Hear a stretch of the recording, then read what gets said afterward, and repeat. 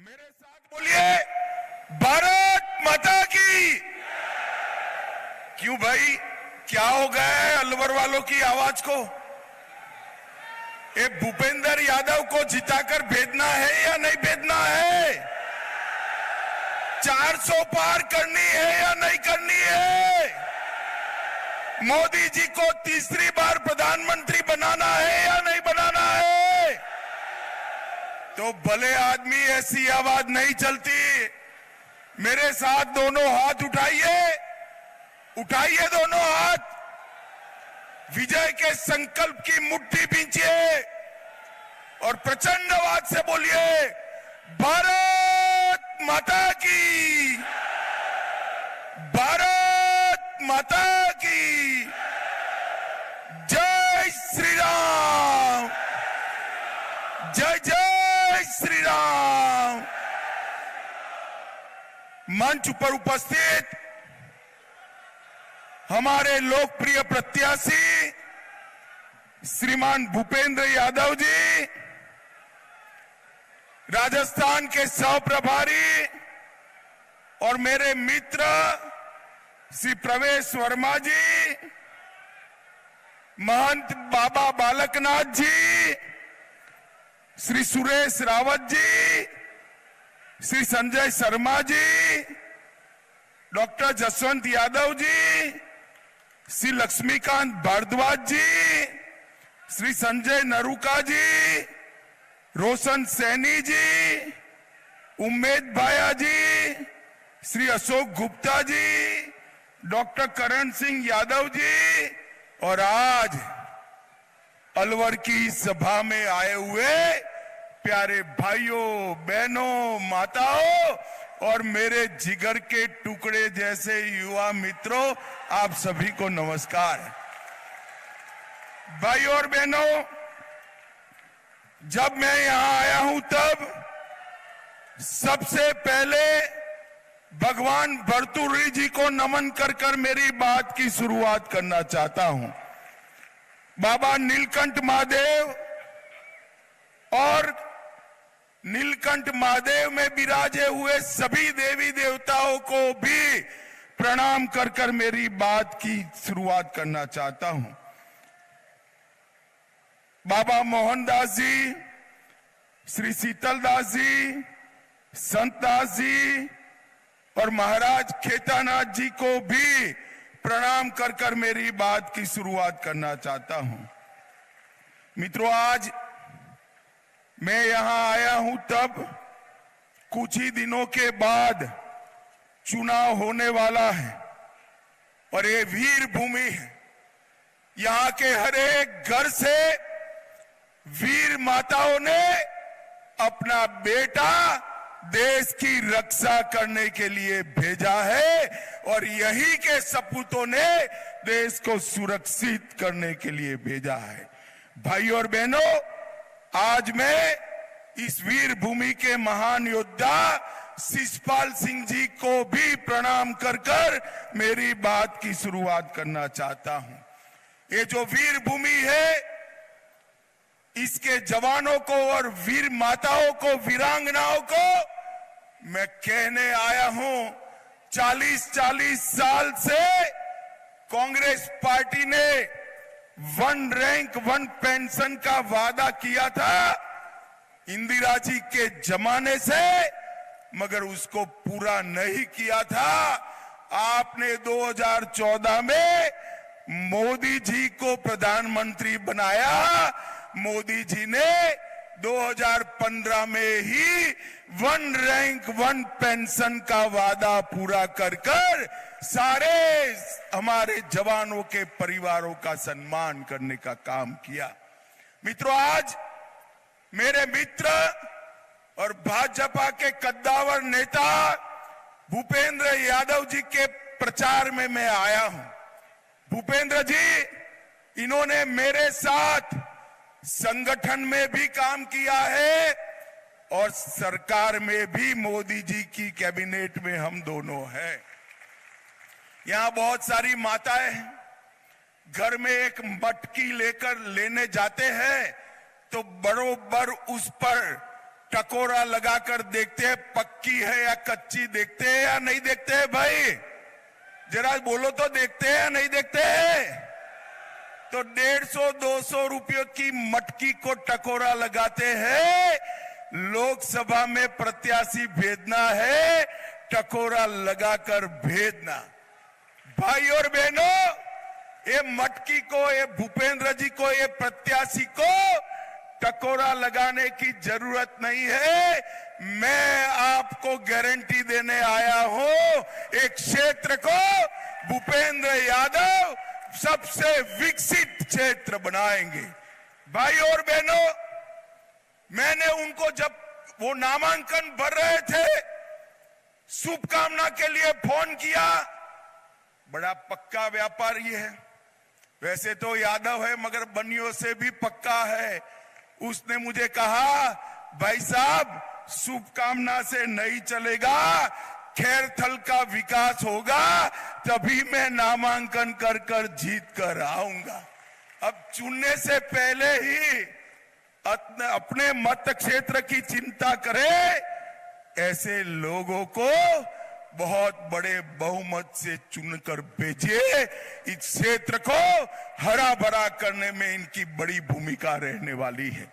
भाई और बहनों, ये चुनाव है मोदी जी को तीसरी बार प्रधानमंत्री बनाने का। मोदी जी को तीसरी बार प्रधानमंत्री बनाना है जब मैं कहता हूं, तब वैसे ही नहीं कहता हूं। 10 साल में मोदी जी ने असंभव दिखते हुए कई सारे काम किए हैं। 10 साल का मोदी जी के पास रिकॉर्ड है और 25 साल का मोदी जी के पास प्लानिंग है, इसलिए मोदी जी को चुनना है। भाई और बहनों, मुझे बताओ, मुझे एक बार आप लोग जोर से बताना, अयोध्या में राम मंदिर बनना चाहिए था या नहीं बनना चाहिए था? जोर से बोलो, बनना चाहिए था या नहीं बनना चाहिए था? 70 साल तक ये कांग्रेस पार्टी राम मंदिर को लटकाती रही, भटकाती रही, अटकाती रही, राम मंदिर नहीं बना। आपने मोदी जी को दूसरी बार प्रधानमंत्री बनाया। 19 से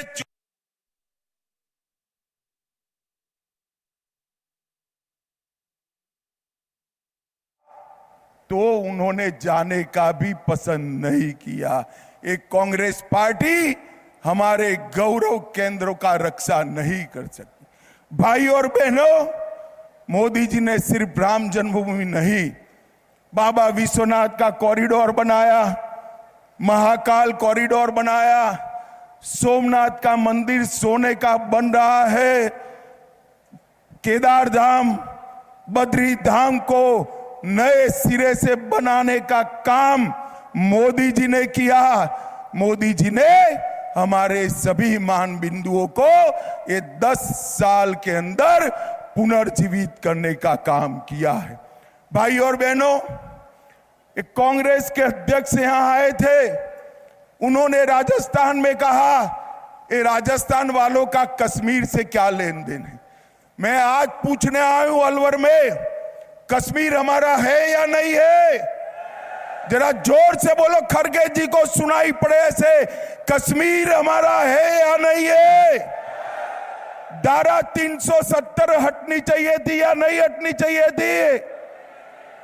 एक कांग्रेस पार्टी इतने सालों से वोट बैंक की लालच में धारा 370 को संभाल कर बैठी थी।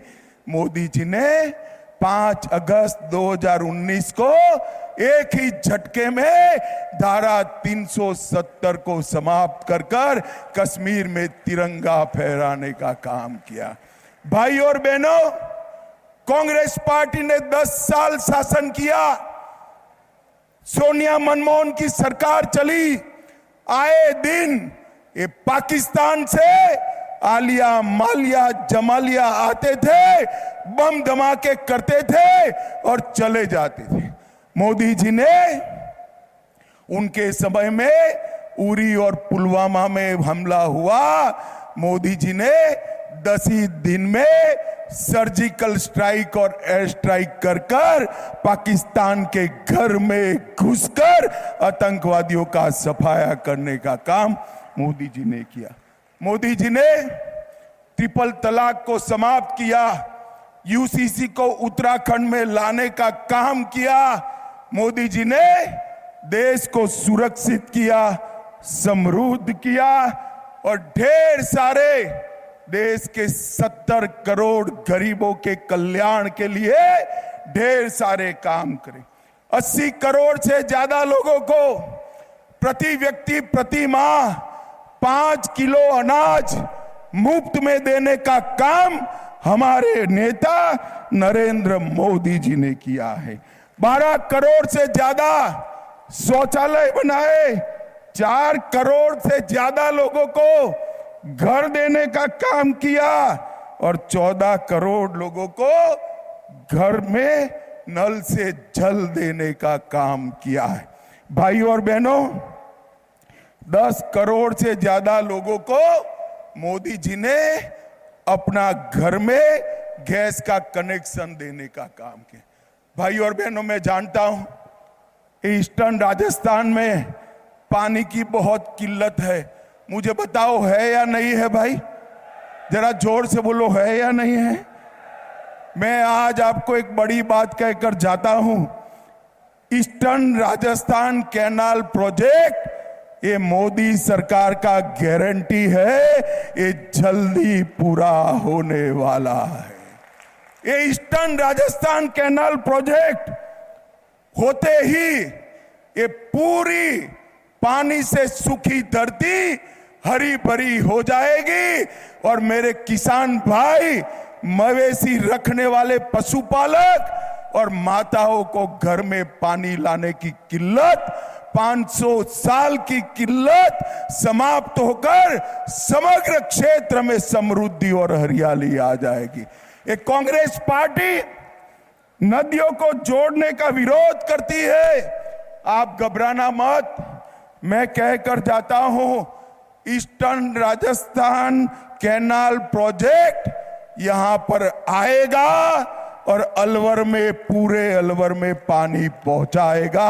आप जरा भी चिंता मत। कांग्रेस पार्टी झूठ फैला रही है कि ईस्टर्न राजस्थान कैनाल का प्रोजेक्ट से अलवर को पानी नहीं मिलेगा। मैंने भजनलाल जी से खराई करी है, हर एक गांव में, गांव छोड़ दीजिए, हर एक ढाणी में, हर एक घर में पानी पहुंचेगा, ये मोदी का गारंटी है। भाई और बहनों, कांग्रेस पार्टी ओबीसी की विरोधी पार्टी है। पिछड़ा वर्ग को कांग्रेस पार्टी ने सालों तक अन्याय किया। काका साहेब कालेलकर रिपोर्ट को दबाकर रखा, मंडल कमीशन के रिपोर्ट को दबाकर रखा। मोदी जी ने आकर ओबीसी कमीशन को संवैधानिक मान्यता देने का काम नरेंद्र मोदी जी ने किया। केंद्र के सारे दाखलों में 27% रिजर्वेशन ओबीसी समाज को देने का काम नरेंद्र मोदी जी ने किया है। और मैं आपको बताता हूं, मेरे साथ जोर से ताली बजाना, हमारे देश को समग्र दुनिया में हमारा नाम रोशन करने वाले स्वयं मोदी जी, वो खुद ओबीसी समाज से आते हैं और 27 से ज्यादा ओबीसी मंत्री आज मोदी जी की कैबिनेट में। भाई और बहनों, राजस्थान में भारतीय जनता पार्टी की सरकार ने महिलाओं को सुरक्षित करना, तुष्टीकरण को समाप्त करना, इस दिशा में आगे बढ़े हैं।